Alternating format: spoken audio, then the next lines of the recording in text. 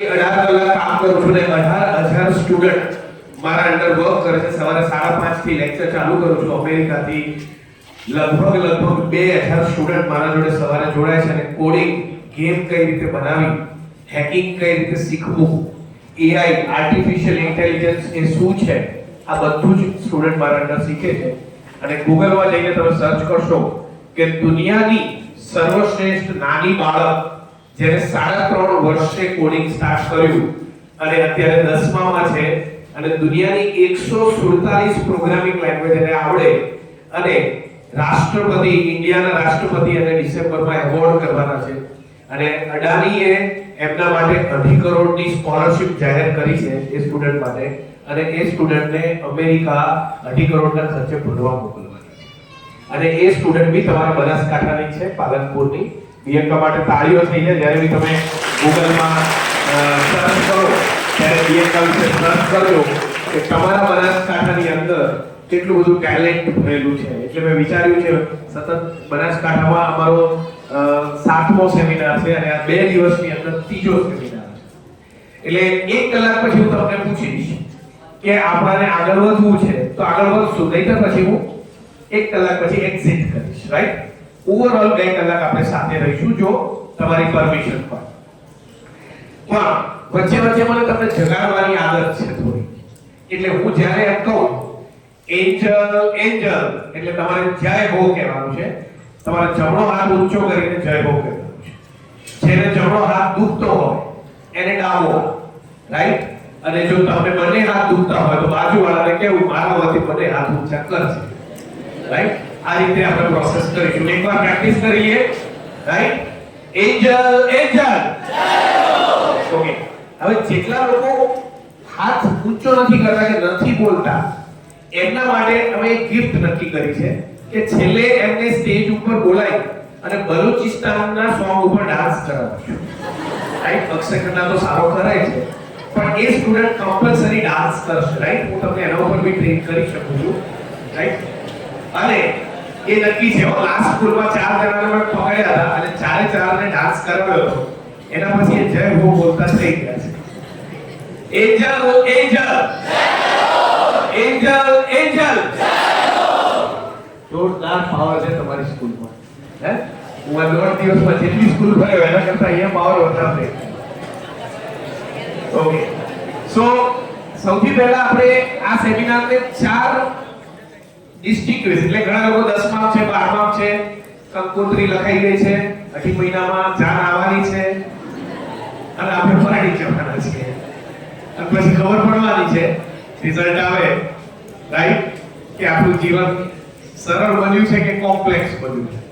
એટલે 10મા 12માં ખાસ સ્ટુડન્ટ છે એટલે હું તમારા માટે ઘણી બધી ટેકનિક બી લાવ્યો છું કે કેવી રીતે પરીક્ષાની તૈયારી કરવી જેનાથી 90% ઉપર તમારા ઈઝીલી આવે. તો એ ટેકનિક્સ બી હું આજે આપતો જઈશ. રાઈટ? કેમ કે તમારા જ ધાનેરાની એક સ્ટુડન્ટ કૃષિ આચાર્ય, ફાઇલ ઉપર એનો ફોટો દેખાતો હશે, જુઓ તમે. આ સ્ટુડન્ટ 2023માં પહેલા જ પાને છે, કૃષિ આચાર્ય રૂપાણી સાહેબ જોડે છે. રાઈટ? અને એને 12th સાયન્સ આઈએસસી બોર્ડમાં ગુજરાત અને રાજસ્થાનમાં ફર્સ્ટ રેન્ક આવેલો. ઇન્ડિયામાં ફર્સ્ટ રેન્ક આવતા 1 માર્કથી રહી ગઈ હતી. અને આ વ્યક્તિ અત્યારે અમેરિકાના સાયન્ટિસ્ટ જેને પોલિયો વેક્સિન ડિઝાઇન કરી છે. આપણે બધા પોલિયો વેક્સિન લીધેલી છે. તમારા મમ્મી પપ્પાને પૂછજો કે તમે નાના હતા ત્યારે પોલિયો વેક્સિન આપવામાં આવી છે. એ સાયન્ટિસ્ટ જે પોલિયો વેક્સિન જેને ડિઝાઇન કરી એના અંદર આ છોકરી બનાસકાંઠાની આ વિદ્યાર્થીની અત્યારે અમેરિકામાં રિસર્ચ કરી રહી છે અને એનું ગ્રેજ્યુએશન જૂનમાં પતવાનું છે. એના પહેલા એને 2.5 કરોડની નોકરીની ઓફર આવી ગઈ છે. પહેલો પગાર તમારો 2.5 કરોડ હોય વર્ષે તો પછી કેવી મજા પડે? મજા પડે કે નહીં? એન્જલ મજા પડે. રાઈટ? અને આ મજા ઉપર બી 2 શબ્દો કહીશ તમને કે મજા કેવી રીતે લેવાની. ઘણીવાર આપણને ભણવાની મજા ના આવે પણ લેવી પડે. રાઈટ? વચ્ચે હું એક રેલવે સ્ટેશન ટ્રેનમાં બેઠો હતો અને ગ્વાલિયરનું સ્ટેશન આવ્યું એટલે મને ચા પીવાની ઈચ્છા હતી. આપણે બનાસકાંઠાના લોકોને ચા બહુ ગમે. રાઈટ? એટલે ક્યાંક વચ્ચે બ્રેક લઈ અને ચા પી અને ચા પીવાની ઈચ્છા હતી. અને એક છોટો આવ્યો ચાય વાલા કરીને એક કપમાં મને ચા આપી દીધી. એટલે મેં ચા લીધી, હું એને પૈસા આપું એના પહેલા તો એ થોડો આગળ જતો રહ્યો ચા આપવા, અને મેં ચાની એક ચુસ્કી લીધી, અને પછી મને થોડું લાગ્યું કે મારે આને લડવા જેવું છે, આ ચા બરાબર નથી. એટલે મેં કહ્યું, એ છોડો યહાં पे आ. तो कि क्या है साहब जी? तो ये चाय है कि पानी है? मजा नहीं आ रहा है. मैंने इन्हें मस्त वस्तु सिखवाई कि सर जी हमारे ग्वालियर में ऐसा कहते हैं कि मजो आतो नहीं है, मजो लेनो पड़तो है. અને મને ત્યાંથી બહુ મજા આવી. એટલે પછી મેં ચા પીધી, ચુસ્કીને મજા લીધી એની. રાઈટ? એટલે ઘણીવાર આપણને ગણિત ન ગમતું હોય, સાયન્સ ન ગમતું હોય, ઘણા લોકો બાયો ગમે પણ ફિઝિક્સ ના ગમે. ઘણા લોકોનો આ પ્રોબ્લેમ છે, બાયો ગમતું હતું એટલે પીસીબી લઈ લીધું, પણ હવે કે ફિઝિક્સ કેમેસ્ટ્રીમાં ફેલ થઈ અને બાયોમાં આઉટ ઓફ આઉટ. રાઈટ? તો કે કેમ? તો કે ફિઝિક્સ ભણવાની મજા આવતી નથી. પણ પછી પોતાના દિમાગને શું કહેવાનું? મજા આતી નહીં હે, મજો. ઘરે જઈએ, બહુ અવાજ ચાલતો હોય, બહુ શોર શરાબા હોય, ભણી ના શકાતું હોય, પપ્પા લડે, મમ્મી લડે, સૌથી વધારે ટેન્શન તો આપણાને પડોશીઓનું હોય કે સાનું રિઝલ્ટ આવે એના પહેલા પૂછવા આવી જાય કેટલા આયા. એમના ઘરે ઓછા ટકા આવે પણ બાજુમાં પૂછવા આવે. રાઈટ?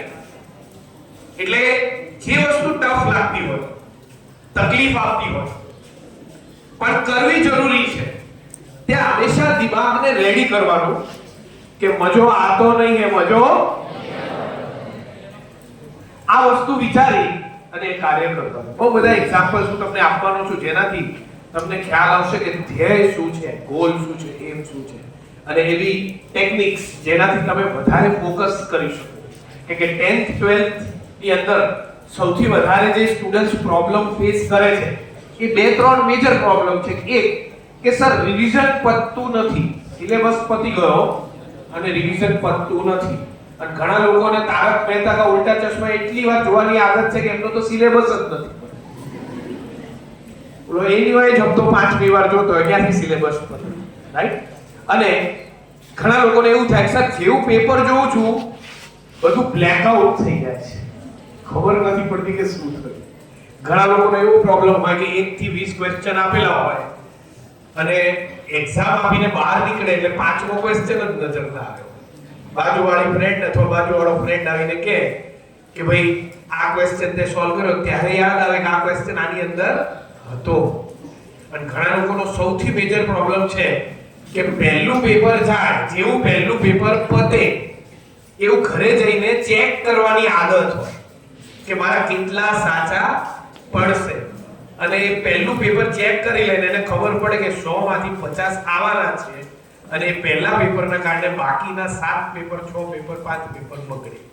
ઘણાને આ બી એક આદત છે કે સેલ્ફ કોન્ફિડન્સ નથી કે મારું પેપર ખરેખર સારું ગયું કે નહીં. અને અમુક હોશિયાર વિદ્યાર્થીઓ છે જે એક રીઝન તૈયાર રાખે છે, જો ઓછું રિઝલ્ટ આવ્યું તો એવું કહેવાનું કે સાહેબ બરાબર નતા, અથવા જેને ચેકિંગ કર્યું છે એ ઘરેથી ઝઘડીને આવ્યો છે, મારો કોઈ વાત નથી. એન્જલ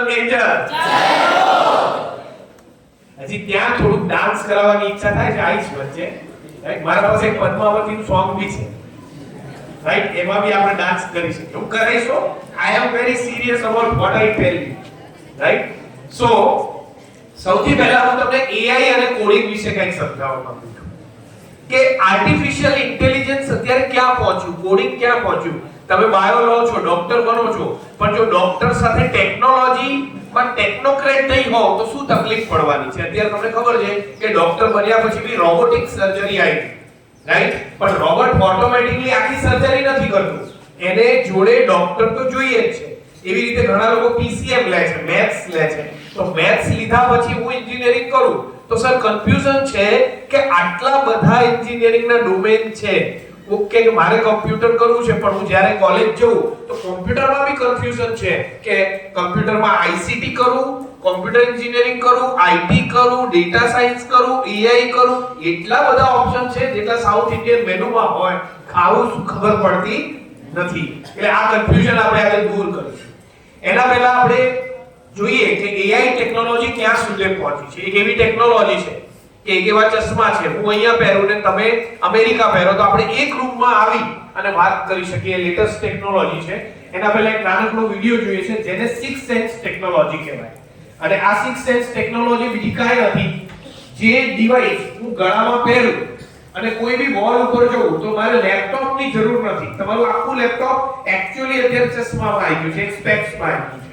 આપણે એ સ્પેક્સ બી લાઈને રાખશું ખાસ જસ્ટ ડેમોન્સ્ટ્રેશન માટે. આઈ વિલ વેર ઇટ તો હું કરીશ. તો આ વ્યક્તિ ગળામાં એક ડિવાઇસ પહેરેલું છે, એને 6 સેન્સ ટેકનોલોજીકલ ડિવાઇસ કહેવાય. અને એ ડિવાઇસ જ્યારે હું ગળામાં પહેરું અને વોલ સામે જોઉં તો એ દિવાલ કમ્પ્યુટર બની જાય છે. મારે કમ્પ્યુટરની જરૂર નથી અને હું એ વોલ ઉપર જઈ અને કોઈ ડ્રોઈંગ્સ કરી શકું છું, ઈમેલ કરી શકું છું, ઇમેજીસ કાઢી શકું છું.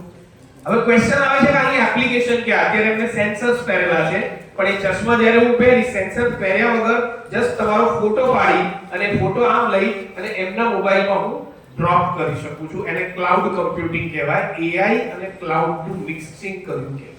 રાઈટ? એટલે ફ્યુચરમાં તમે મોબાઈલમાં પિક્ચર જોતા હશો તો પિક્ચર જોતા હશો અને બાજુનો મિત્ર કે મારે બી એ જ મૂવી જોવું છે તો તમારે અત્યારે તો આઈફોનમાં બે આઈફોન મડાડો તો ડેટા ટ્રાન્સફર થઈ જાય. તમારે ખાલી અહીંયા પિંચ કરવાનું છે અને આમ કરવાનું છે એટલે એના મોબાઈલમાં એ મૂવી જતું રહે. થોડુંક રિવાઇન્ડ કરીશું. એટલે મારે કોઈનો ફોટોગ્રાફ લેવો છે, રિવાઇન્ડ. તો મારે કોઈનો ફોટોગ્રાફ લેવો છે તો હું પર્ટિક્યુલરલી મોબાઈલ કાઢું, કેમેરો કાઢું, અત્યારે આપણે કેમેરો લઈને ફરીએ છીએ, એની જગ્યાએ જસ્ટ મને કોઈ દ્રશ્ય, આ એન્જલ સ્કૂલનું ગ્રાઉન્ડ મને પસંદ આવી ગયું, મારે એનો ફોટો લેવો છે તો જસ્ટ બે આંગળીથી હું ક્લિક કરીશ અને એનો ફોટો પડી જશે. જેમ કે આ એક ન્યુયોર્કની પ્લેસ છે, એને હું ક્લિક કરું છું, એનો ફોટો પડી ગયો અને બ્લૂટૂથ ડિવાઇસથી એ ફોટો એ ડિવાઇસમાં ટ્રાન્સફર થઈ ગયો. સેમ વે હવે આ ફોટો મારે સ્ક્રીન ઉપર લાઈને એડિટ કરો છે, એના ઉપર ફિલ્ટર લગાવવા છે, જેમ આજકાલ આપણે ઇન્સ્ટામાં ફિલ્ટર લગાવીએ છીએ, રાઈટ? એવી રીતે એ વોલ ઉપર જઈ એ ફોટોને હું એડિટ કરી શકું, ઈમેલ કરી શકું અને એ ઇમેજને એક્સ્ટ્રા લેવલે એનહાન્સ બી કરી શકું. મારે કોઈને ફોન કરવો છે તો મોબાઈલ કાઢવાની જરૂર નથી. હું ફક્ત હાથ ઉપર એ ડાયલર લઈ એ ડાયલ કરી અને જસ્ટ હેડસેટ નાખી અને હું મારા ફ્રેન્ડ જોડે વાત કરી શકું છું. એ જ નહીં, હું ચાઇનામાં કોઈ શોપમાં ગયો, મને ખબર નથી પડતી કે એના ઉપર ચાઇનીઝ લેંગ્વેજ લખેલી છે, મારે ઇંગ્લિશમાં વાંચવું છે તો હું વાંચી શકું છું. લાઇબ્રેરીમાં જઉં અને એ બુક્સ મને વાંચવી નથી ગમતી, આજકાલ ઘણા સ્ટુડન્ટનો આ પ્રોબ્લેમ છે, તો એ બુક્સને હું ઓપન કરું અને એ ડિવાઇસની સામે લાવું તો એના ઉપર એક સાઉન્ડ બટન આવી જાય અને એ બુક્સ મારા જોડે વાતો કરવા લાગે. રાઈટ? સપોઝિંગ અંદર ગાંધીજીનો ફોટો છે ને કંઈક લખ્યું છે તો જસ્ટ આ ડિવાઇસના સામે લાવો તો ગાંધીજી તમારા જોડે વાત કરવા લાગે કે આ શું લખેલું છે. તો books can start speaking with you, you can start listening to the books. Not only that, તમારે જાણવું છે કે સામે કયો વ્યક્તિ બેઠો છે, એનું નામ શું છે, કઈ સ્કૂલમાં ભણે છે, તો તમારે એને પૂછવાની બી જરૂર નથી. તમે જસ્ટ એ ચશ્મા પહેરેલા હશે કે એ ડિવાઇસ ગળામાં પહેરેલું હશે તો તમે એને જાણી શકશો. તમારે જાણવું છે કે તમારી ફ્લાઇટ કેટલી ડીલે છે તો એ ડિવાઇસ સામે જસ્ટ તમારે બોર્ડિંગ પાસ લાવવાનો છે અને તમને ખ્યાલ આવી જશે કે 21 મિનિટ્સ તમારી ફ્લાઇટ ડીલે છે અત્યારે કરન્ટલી. એ જ નહીં, કોઈ વ્યક્તિ સામે જઈએ છે તો એના શર્ટ ઉપર લખેલું આવશે કે આ વ્યક્તિનું નામ શું છે અને ક્યાં કામ કરે છે. રાઈટ? એને પૂછવાની બી જરૂર નથી કે વોટ ઇઝ યોર નેમ. તમે બસમાં આવો છો, સ્કૂલની બસમાં, તો ઉભા પગ ગેમ રમી શકો છો. તમારે એના માટે સ્પેસિફિક ફિઝિકલ બોલની જરૂર નથી. રાઈટ? તો આ એક 15 વર્ષ જૂની ટેકનોલોજી છે પણ આપણાને આજે ખબર પડી રહી છે કેમ કે આપણા વિડિયોમાં તો સૈયારા આવે છે.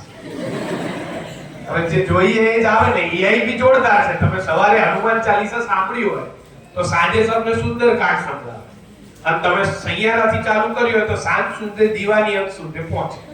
રાઈટ? એટલે આ AI ટેકનોલોજી અજબ છે કે તમે જે જોઈ રહ્યા છો એ તમારું દિમાગ રીડ કરે છે અને તમારા દિમાગને રીડ કરી તમને એવી ચોઇસીસ બતાવે છે કે તમને આ જોવું ગમે છે એટલે હું તમને આ જ બતાવીશ.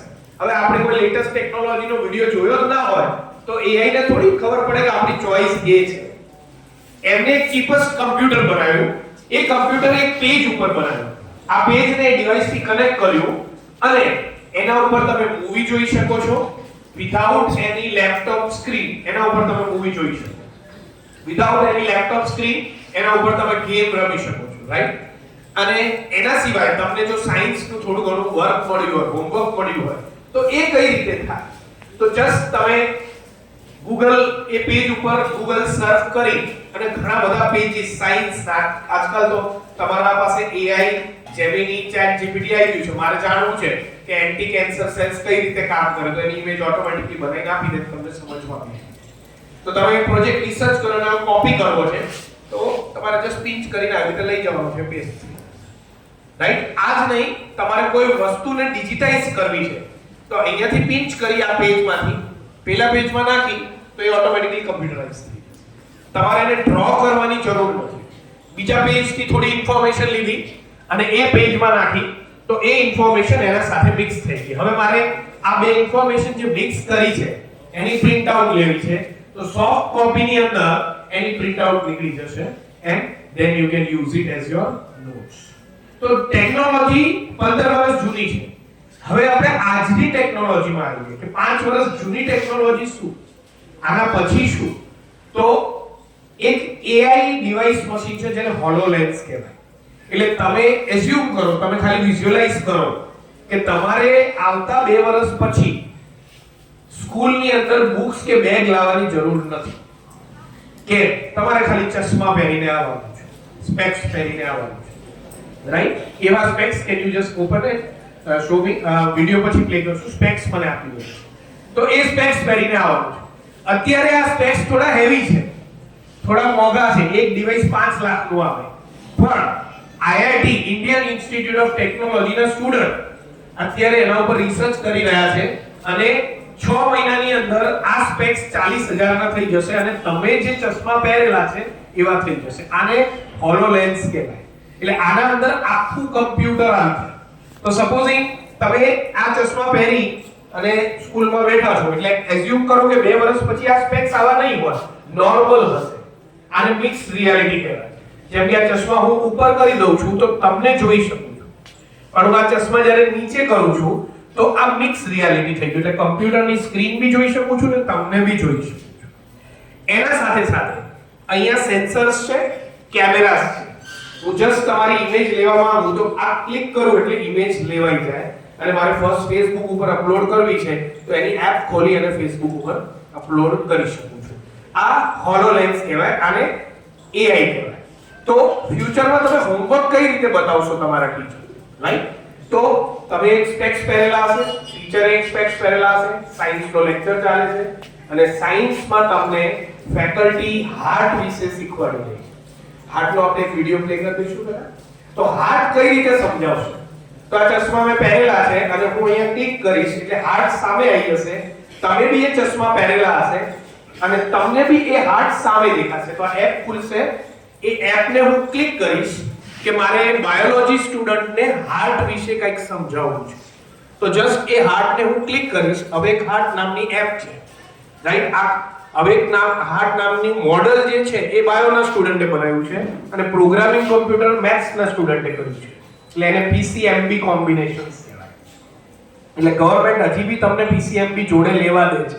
એનું કારણ એ છે કે બાયો કરેલો વ્યક્તિ સાયન્ટિસ્ટ સાથે ટેકનિકલ બની શકે છે અને મેથ્સ કરેલો વ્યક્તિ ટેકનોલોજી સાથે બાયોલોજિસ્ટ બની શકે છે.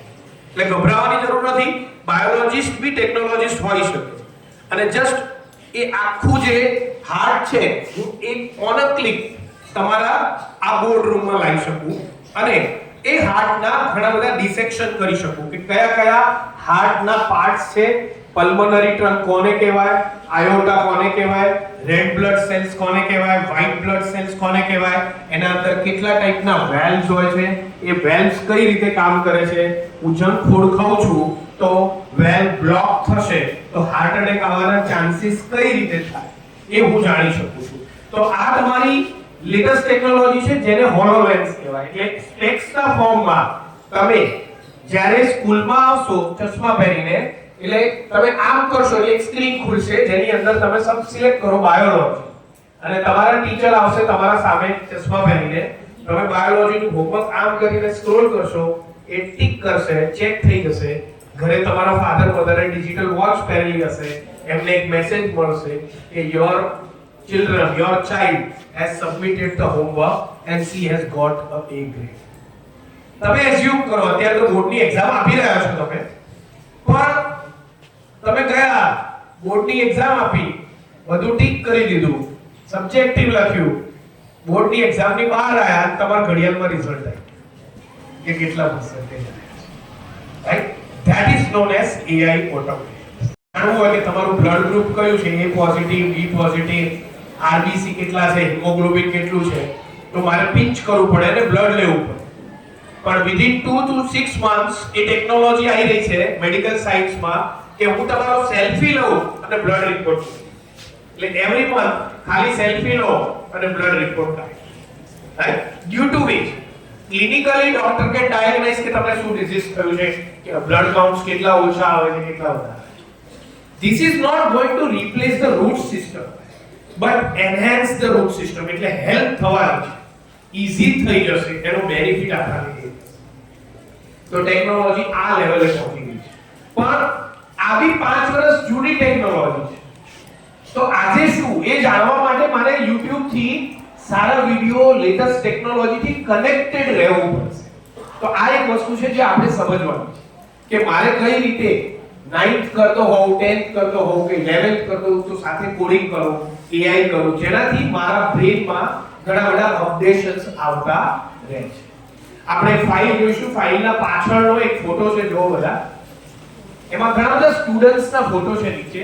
આ બધા સ્ટુડન્ટ તમારા બનાસકાંઠાના છે, પાલનપુર, ડીસા, રાઈટ, અને થરા, ભાભર, અને આ બધા સ્ટુડન્ટનો પગાર 18 લાખથી લઈ અને 2 થી 2.5 કરોડ સુધી પહોંચી ગયો.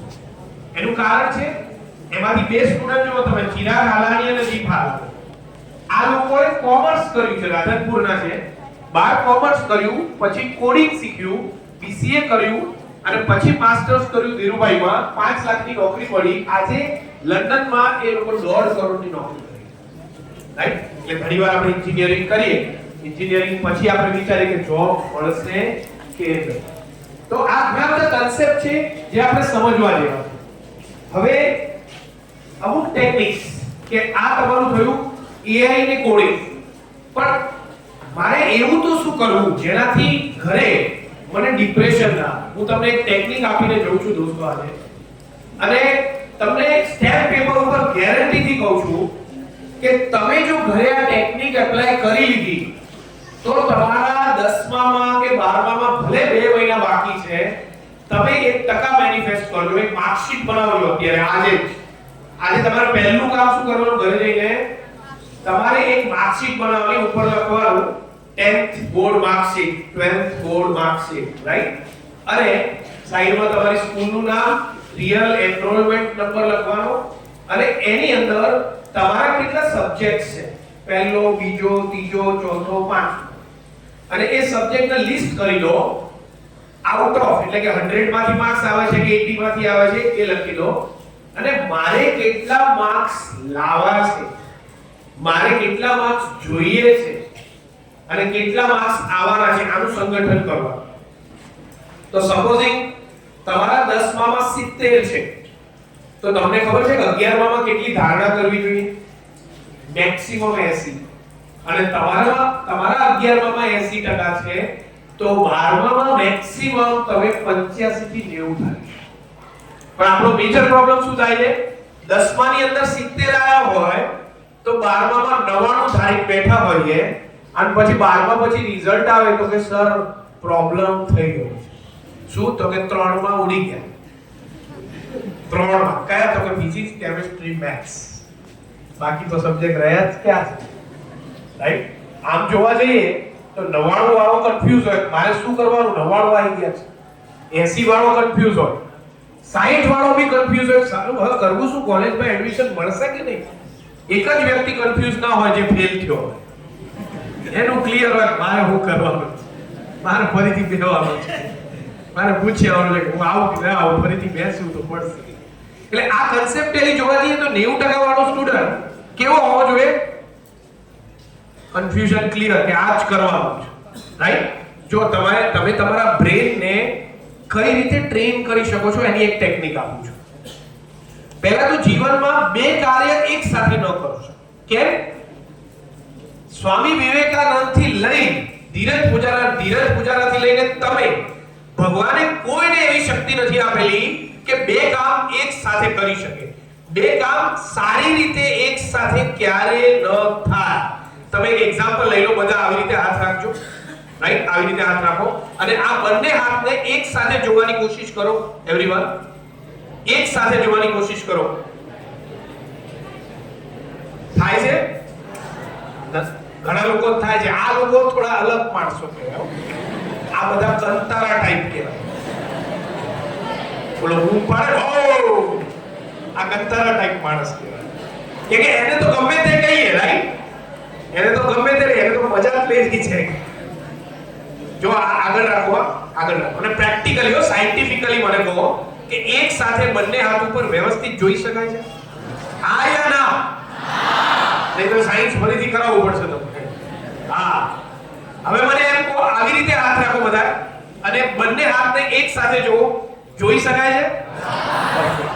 આને કહેવાય કે you can really not work on two things at a time. ઘણીવાર મમ્મી જ્યારે મેથ્સ કરું છું ને ગીતો સાંભળું છું તો મેથ્સ મસ્ત આવડે છે. આપણે અંદરથી રીઝન કાઢ્યો નવા ના ટીવી ચાલુ હોય ને મમ્મી એટલું પાવરફુલ ફાવે ને. એક્ચ્યુઅલી યસ, તમે જો મ્યુઝિક સાંભળતા મેથ્સ કરો ને તો 99 આવે, પણ એક્ઝામમાં બી એ જ મ્યુઝિક વાગવું જોઈએ. ઘણા લોકો તો મ્યુઝિક સાંભળીને ગયા હોય ને અને ત્યાં મેથ્સનું પેપર લખતા હોય તો સાથે સાથે એ મ્યુઝિક સાંભળે અને પછી કહે કે 80 જ આવ્યા, 99 ધાર્યા હતા 80 આવ્યા. એટલે યાદ રાખજો, જ્યારે તમે કોઈ બી સબ્જેક્ટ કરી રહ્યા છો ત્યારે you will have to separate three things. તમારી સુવાની જગ્યા, તમારી ભણવાની જગ્યા અને તમારી જમવાની જગ્યા. આ ત્રણ અલગ હોવી જોઈએ. આપણા કલ્ચરની અંદર અન્નપૂર્ણા, સરસ્વતી દેવી, લક્ષ્મી દેવી ક્યારે એક સંગાથે તમે ના બેસાડી શકો, જેના કારણે વિદ્યાર્થી સખત મહેનત કરે છે છતાં એના ટકા આવતા નથી. જોજો, જે વ્યક્તિ જે પલંગમાં સૂઈ જતું હશે અને એ જ પલંગમાં વાંચતું હશે, દશેરાના દિવસે એનો ઘોડો નહીં દોડે. એક્ઝામ ટાઈમે એને ડિપ્રેશન અથવા સિકનેસ, તાવ આવશે, શરદી થશે, એ પરફોર્મ નહીં કરી શકે. Right? This is scientifically also proved. તમે જેટલા બી ફર્સ્ટ રેન્કર, બધા જેટલા બોર્ડમાં રેન્કર્સ આવે ને એ બધાના ઇન્ટરવ્યુ લીધા. એ બધાનું એક જ વાત કહેવું છે કે સર, સુવાની જગ્યા, ખાવાની જગ્યા અને વાંચવાની જગ્યા અલગ હોવી જોઈએ તો આ કાર્ય સંપન્ન થઈ શકે. એટલે તમે જ્યારે ટીવી જોતા હો તો ફક્ત ટીવી જુઓ, જ્યારે તમે જમતા હો છો તો ફક્ત જમો. તમે આ એક એક્સપેરિમેન્ટ કરીને જોજો કે ટીવીમાં એક પિક્ચર ચાલે છે જે વાયોલેન્ટ છે, એકદમ બહુ જ મારામારી ચાલી રહી છે તુરંત, રાઈટ? અને તમે જમવા બેઠો છો. થોડીક વાર પછી તમને ખબર પડશે કે તમે જમ્યું નથી, તમે ખાલી નાખ્યું છે અને એ પેટની અંદર એટલી બધી તકલીફો ઊભી થશે. રાઈટ? ન્યુરલ ડિસીઝ ચાલુ થશે. જે વ્યક્તિ રાત્રે છેલ્લું કામ મોબાઈલ જોવાનું કરે અને પહેલું કામ સવારે મોબાઈલ જોવાનું કરે, એ ન્યુરલ ડિસીઝના પહેલા સ્ટેજમાં છે. એટલે તમે કોંગ્રેચ્યુલેશન્સ તમારી જાતને કેવા હોય તો કહી દેજો. જો તમે આ કરતા હો તો તમને મોનોફોબિક પ્રોબ્લેમ ચાલુ થઈ ગયા છે, જે અમેરિકામાં 90% છે. એટલે મોબાઈલ વાપરો, ઇન્સ્ટા વાપરો, ફેસબુક વાપરો, પણ જ્યારે તમે રાત્રે સૂઈ જાઓ છો ત્યારે મોબાઈલને તમારા રૂમમાં ન રાખશો. કેમ? જો એ બીજા રૂમમાં પડ્યો હશે અને તમે સૂતા હશો તો નોટિફિકેશન આવશે તો તમે ઊભા થઈને ત્યાં જવાની ઈચ્છા નહીં થાય. એવું કહેવાય આપણા ગ્રંથો પ્રમાણે રાત્રે 10 થી 2 જે સૂઈ જાય ને એ હેલ્ધી કહેવાય. એટલે તમારા 10 થી 2 માં તમારા બ્રેનમાંથી એવા હોર્મોન્સ ડિસ્ચાર્જ થાય છે તમારી બોડીના પેઇન્સને હીલ કરી દે. પણ આપણે સૌથી મોટું પ્રોબ્લેમ શું છે, આજના સ્ટુડન્ટે કર્યું શું એ 2 વાગે સૂઈ જાય. જેવું હીલિંગ પૂરું થાય એ સુવાનું ચાલુ. ભણવું હોય તો 2 વાગે ઉઠીને ભણો, બ્રહ્મ મુહૂર્તમાં ચાલુ કરો. ચલો તમે 4 વાગે નથી કરતા, ઘણાનો આ પ્રોબ્લેમ છે કે સર રાત્રે વંચાય છે, સવારે ઉઠાતું રાઈટ? ક્યાંથી ઉઠાય? આપણે ચીઝ ખાધું હોય, મેગીમાં ચીઝ નાખી હોય, રાઈટ? મેંદો ખાધો હોય, આ પેટ દિમાગનો યુઝ કરીને ડાયજેશન કરતું હોય તો ક્યાંથી જાગે છે? પણ જ્યારે તમારું સવારે એલાર્મ વાગે 5 વાગે અને એને 7 વાર સ્નૂઝ કરવાની ઈચ્છા થાય ત્યારે તમારા દિમાગને કહેવાનું કે મજો આતો નહીં હે, મજો ઉઠીને નાવાની ઈચ્છા ના થાય, તરત ભણવાની ઈચ્છા થાય એટલે મનને કહેવાનું પહેલા નાવું પડશે, ભલે નાવામાં મજા ના આવે, કહેવું પડશે કે મજો આતો નહીં હે, મજો એન્જલ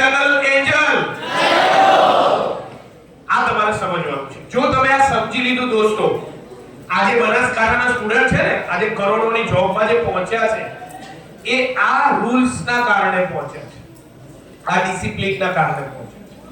જો તમે એ ડિસિપ્લિન આજથી ચાલુ કરશો, રાઈટ, ઘણીવાર તમારા માર્ક્સ ઓછા આવે એટલે શું થાય તમને ખબર છે? ડિપ્રેશન આવે. સર આટલી બધી મહેનત કરી અને છતાં 10માં 90 હતા, 11માં 70 થઈ ગયા. તો જ્યારે તમારા ટકા ઓછા થાય ને ત્યારે તમારે એક બેસ્ટ ઇન્સ્પિરેશન વાળી સ્ટોરી યાદ કરી લેવાની. એમાંથી એક સ્ટોરી તમને આજે હું કહું છું જે તમારા આંખમાંથી આંસુ લાવી દેશે.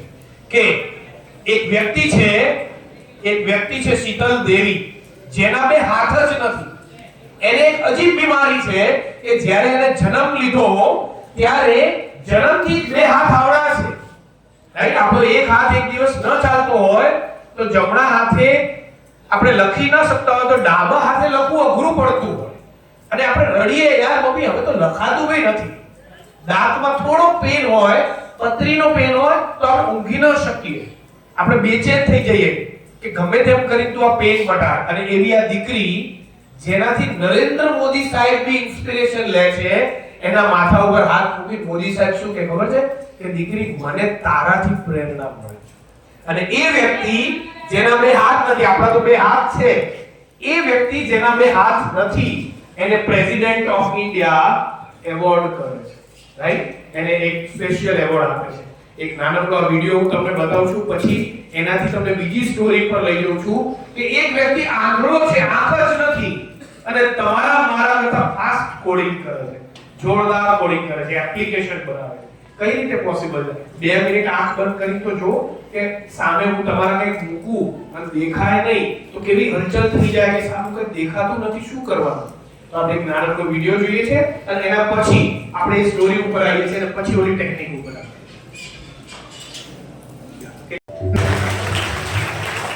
અને એ દીકરી, રાઈટ, આપણે જોઈએ તો મોદી સાહેબ જે લોકોની ઇન્સ્પિરેશન છે, એ દીકરી ઉપર હાથ મૂકી કહે છે કે તારા બે હાથ નથી પણ મને તારાથી પ્રેરણા મળે છે.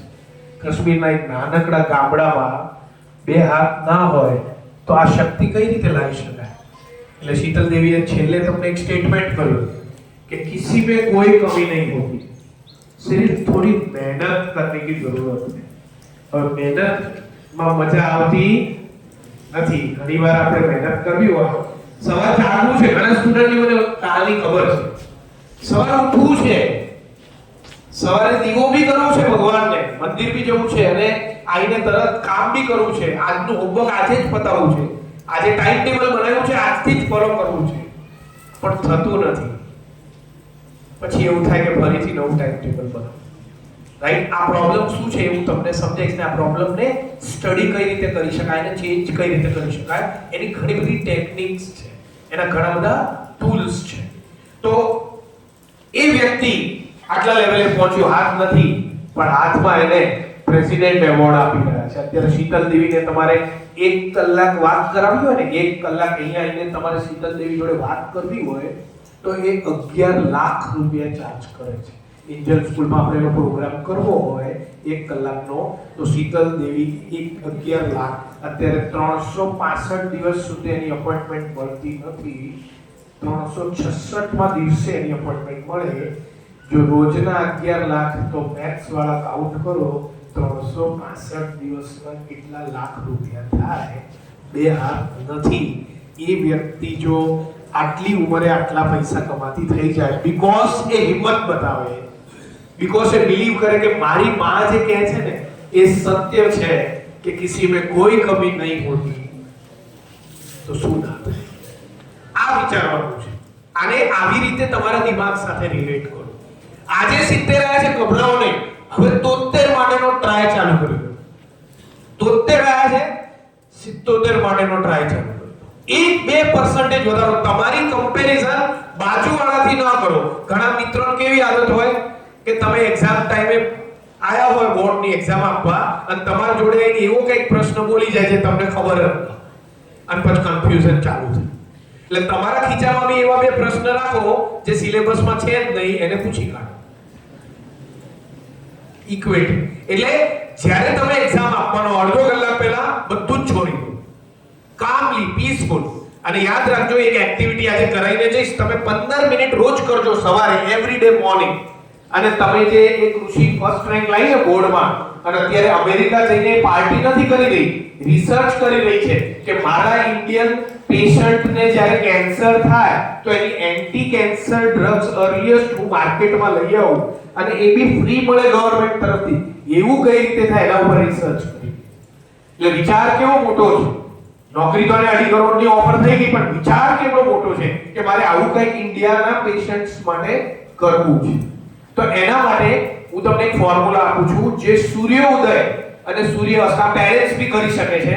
તમને એવું લાગતું હોય કે સૂર્યોદય ટાઈમે અમારી સ્કૂલ હોય છે તો સાંજે સૂર્યાસ્ત ટાઈમે બી કરી શકો છો. હું આપણા આચાર્યશ્રીને પ્રિન્સિપલને બી એક કીટ આપતો જઈશ, એ સ્કૂલમાં બી કરી શકે છે. આને કહેવાય છે સૂર્ય યજ્ઞ, ફાયર થેરાપી. ઇંગ્લિશમાં એને ફાયર થેરાપી કહેવાય અને સંસ્કૃતમાં એને અગ્નિહોત્ર યજ્ઞ કહેવાય. આ યજ્ઞ જે છે એ સવારે સૂરજ ઉગે અને સૂરજ ડૂબે. એટલે ફિઝિક્સ પ્રમાણે એવું કહેવાય કે energy can never be created nor destroyed. Energy can only be transformed from one form to another, that is higher potential to lower potential. જો તમને એક એક્સપેરિમેન્ટ કરો, બે હાથ કસો બધા વ્યવસ્થિત રીતે, ચલો જલ્દી મેક ઇટ ક્વિક. યસ, એકદમ જોરથી હાયર પોટેન્શિયલ એનર્જી ક્રિએટ કરવાની છે ફિઝિક્સ પ્રમાણે. ચલો એને આંખ ઉપર લગાવી દો બધા. રાઈટ, કાલે આવડા છોકરાઓને મેં સવાલ કર્યો હતો, નાના રાધેમાં, આમાંથી હાયર પોટેન્શિયલ કઈ હતી, હાથમાં કે આંખમાં? હાથમાં. વધારે એનર્જી ક્યાં હતી અને ઓછી એનર્જી ક્યાં હતી? તમે જ્યારે વધારે એનર્જી ઓછી એનર્જી ઉપર લગાવી, કઈ એનર્જી કયામાં ગઈ? હાથની એનર્જી.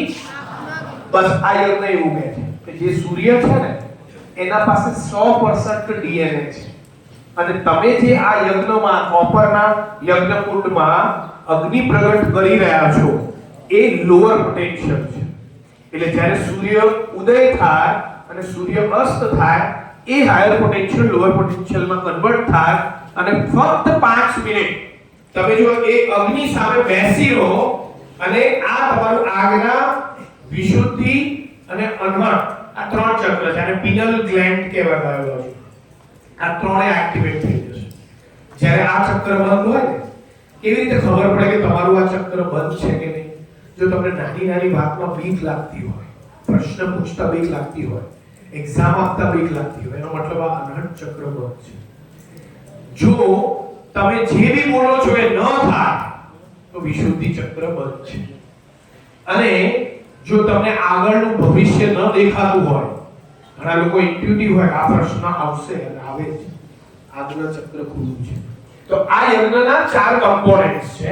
કયા આપણે જોઈએ તો કાઉડમ. તમને ખબર છે અમેઝોન? કોને ખબર છે અમેઝોન નામની વેબસાઈટ? રેઝ્યુ હે કેટલા લોકોને અમેઝોન ખબર છે? બધા ખબર છે, રાઈટ? તમને ખબર છે અમેઝોન નો ફાઉન્ડર જે છે એ અમેરિકન છે. એ અમેરિકન અમેઝોન ઉપર ગાયના છાણા વેચે છે, કાઉડમ. કેટલું ખબર છે તમને? કેટલો બેનિફિટ કરે છે એનાથી?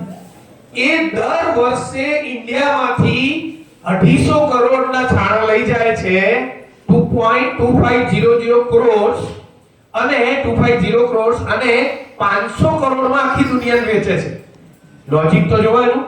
અમેરિકાનો, ઇન્ડિયાનો નહીં. ઇન્ડિયા વાળા પાસે ગાયના છાણા છે, ગાય છે, વેલ્યુ નથી. અને એ વ્યક્તિ 250 કરોડનું બિઝનેસ કરે છે કેમ કે એને ખબર છે ગાયના છાણામાં કેટલી શક્તિ છે. એટલે નહીં કે એની ડિમાન્ડ છે, પણ એમાં શક્તિ છે એટલે ડિમાન્ડ છે. અને આ 4 કમ્પોનેન્ટ્સ, તમારે 3 કમ્પોનેન્ટ્સ મિક્સ કરવાના છે સવારે. એટલે કે કાઉડમ, કાઉ ઘી અને રાઈસ. આનું મિશ્રણ કરી અને તમારે સવારે જ્યારે સૂર્ય ઉગે, હવે ખબર કેવી રીતે પડે કે આ ડીસામાં એન્જલ સ્કૂલમાં કેટલા વાગે સૂર્ય ઉગશે? તો એની એક એપ્લિકેશન છે મોબાઈલ, એનું નામ છે અગ્નિહોત્રાબળી. તમારી ફાઈલમાં લખી નાખો આનું એપ્લિકેશનનું નામ અગ્નિહોત્રાબળી. આ ડાઉનલોડ કરજો. તમે ઘણી બધી ગેમ્સ ડાઉનલોડ કરો છો ને, આ ડાઉનલોડ કરજો. આ આઈટી એપ છે જોરદાર. અને જર્મની અને રશિયામાં બી આ થાય છે, રાઈટ? એનું નામ છે અગ્નિહોત્રાબળી. અને જે પેરેન્ટ્સ આયા છે આનો ફોટો પાડી લો, આનાથી તમે ડાઉનલોડ કરી શકશો, રાઈટ? તમારું એન્ડ્રોઈડ કે આઈફોન હશે તો પેરેન્ટ્સ પાસે મોબાઈલ હશે તો તમે આનો ફોટો પાડી શકો છો. અને લેફ્ટ ની અંદર તમને અહીંયા એ એપ દેખાતી હશે, ઇન્સ્ટોલ કરીને લખ્યું છે, એના ઉપર તમારે ઇન્સ્ટોલ ક્લિક કરી દેવાનું છે. અને ઇન્સ્ટોલ ક્લિક કરશો